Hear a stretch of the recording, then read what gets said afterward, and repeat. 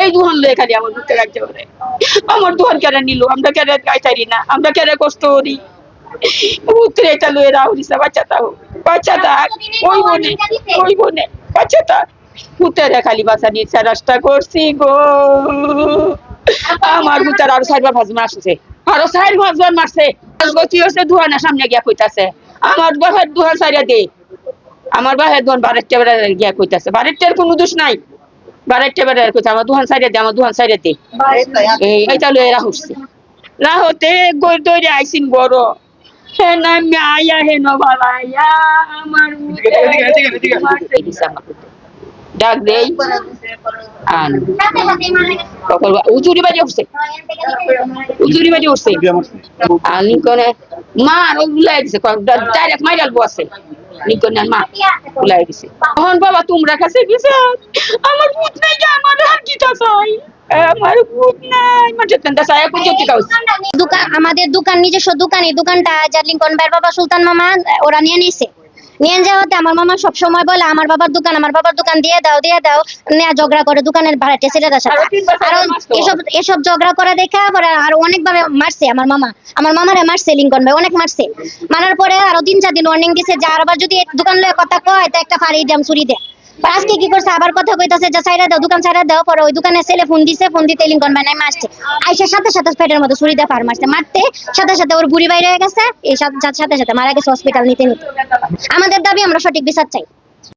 ওই যে ওই দোকানটা হচ্ছে ওনার বাবা, ঠিক আছে। যে লোক মারা গেছে ওই লোক মারা গেছে ওই দোকান নিয়ে ঝামেলা, মূলত ওই দোকানের ভাড়া ওরা নিয়ে খাইতেছে, ওনার 1 টাকাও দেওয়া হয় না। যে কারণে প্রতিদিন উনি চিল্লাপাল্লা করে এই টাকা নিয়ে ভাড়া নিয়ে চিল্লাপাল্লা করার কারণে ওনারে পাগল বলা হয়েছে, যে উনি নাকি পাগল হয়ে গেছে।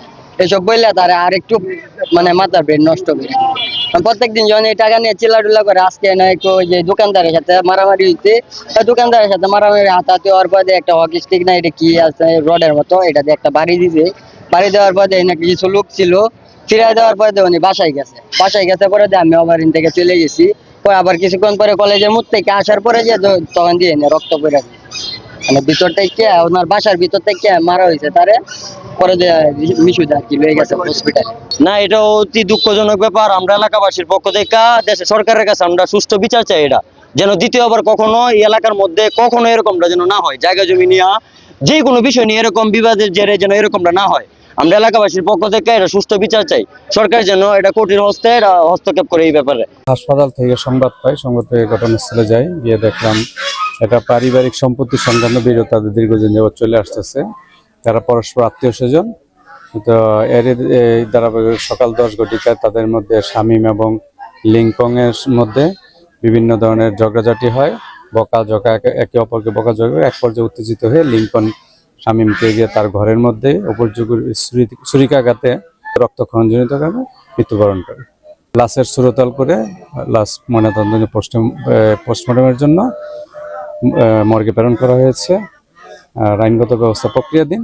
আসামিকে ধরার চেষ্টা অব্যাহত আছে।